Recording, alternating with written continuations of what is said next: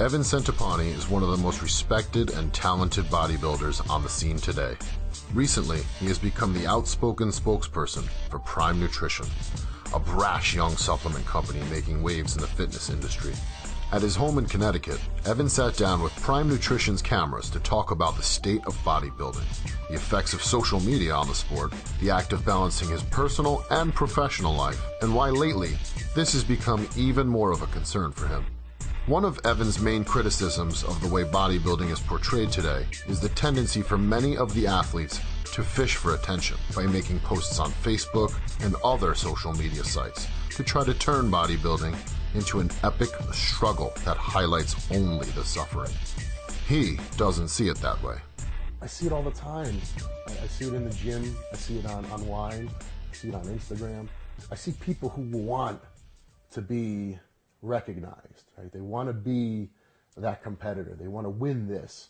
They want to be a pro. They want to compete in the Olympia, right? So they have all these kind of like their bucket list, all these big aspirations, but they don't even like bodybuilding. You know what I mean? They don't like to diet. They got this whole list of things they don't like. I don't like to diet. I don't like to eat this. I don't like doing cardio. What do you want to do that for then? You want to eat junk food? That's what you fantasize about? You can have that, man. You can have it. You can have it right now. Or do you want something, is there something that what do you really want? And let's be honest, most of the time, it's harder to figure out what you really want than it is to actually get it.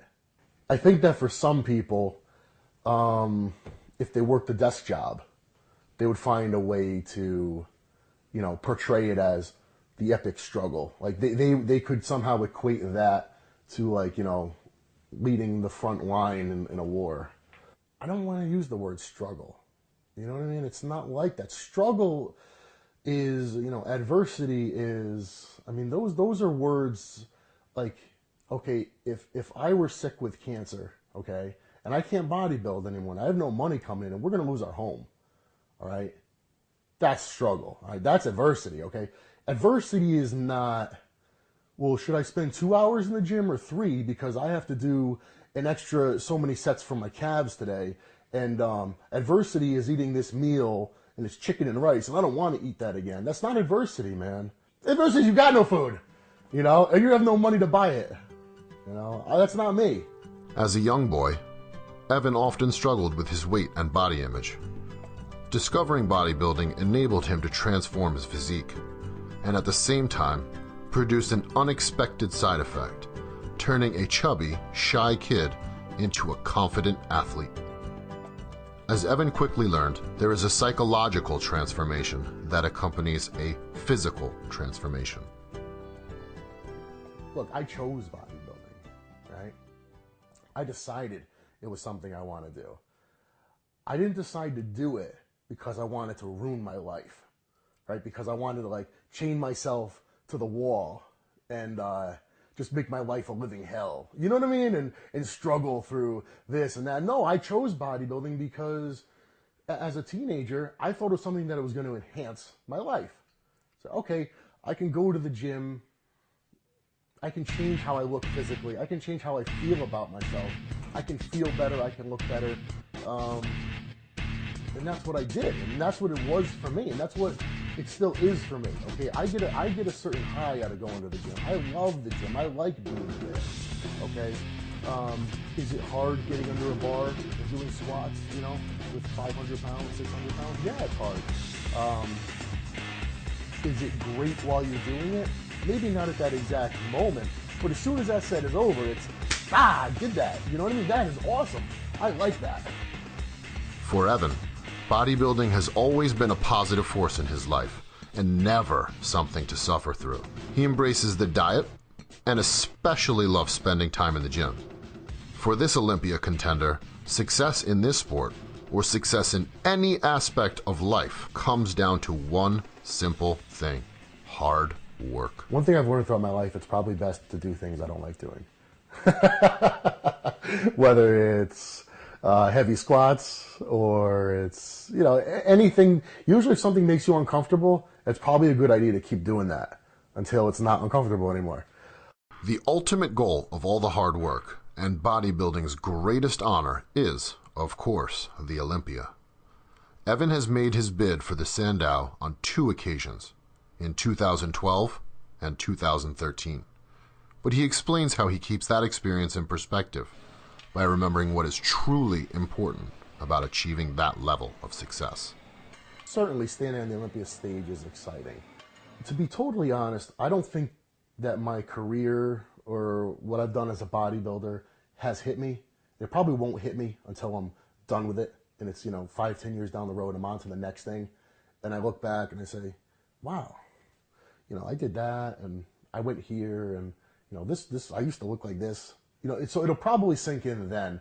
When you're doing it, it's different. Of course, I know I'm on the Olympia stage and I know there's no bigger stage in the world. And I know that I'm standing on stage next to the best bodybuilders in the world, some which may go down as the best in history. So, it's pretty wild. It's absolutely wild. But I just don't think that the full effect will hit me until I'm done and on to the next thing. When you're in it, usually the gravity of it doesn't really take effect. But there is a deeper reason why Centopani is able to keep his presence on the Olympia stage in perspective. The roots of that go back to his relationship with his father and his early years as a child of divorce. Well, growing up, my parents divorced at an early age. I was about 3. They got divorced. I lived with my mother, and my father lived one town over. And I saw him 3 days a week, so I saw him a lot. We would spend a lot of time together. And I always very much looked forward to being with my dad because, I don't know, we always got along well. We're maybe similar in a lot of ways. I feel like we kind of understand each other. And I always looked up to my father very much. So I don't know why sometimes I talk about my dad, I get kind of choked up.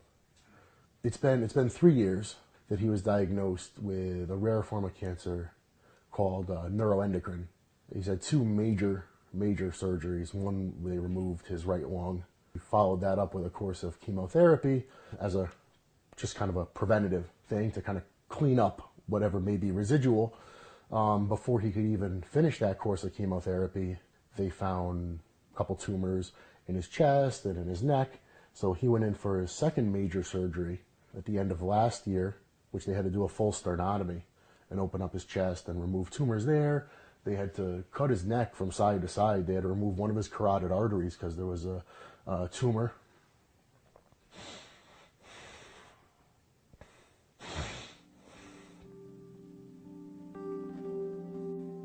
There was a tumor wrapped around it, so they had to remove that. And remove a couple tumors from his neck. Then they followed that up with a really, really harsh course of chemo. And that one did a number on him. But yeah, my father's always a huge positive influence in my life. So I learned a lot of things from him growing up.